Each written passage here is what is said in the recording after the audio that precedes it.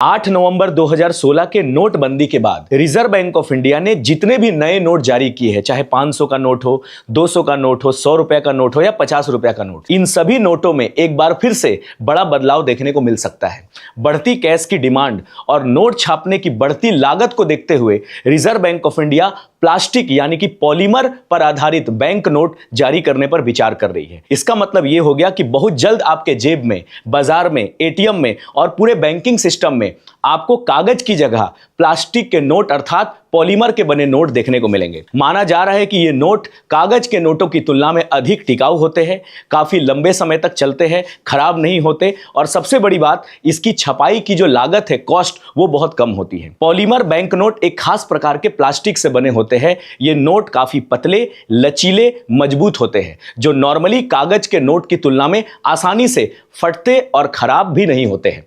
यानी कि soil note, mutilated note का कंसेप्ट ही खत्म हो जाएगा।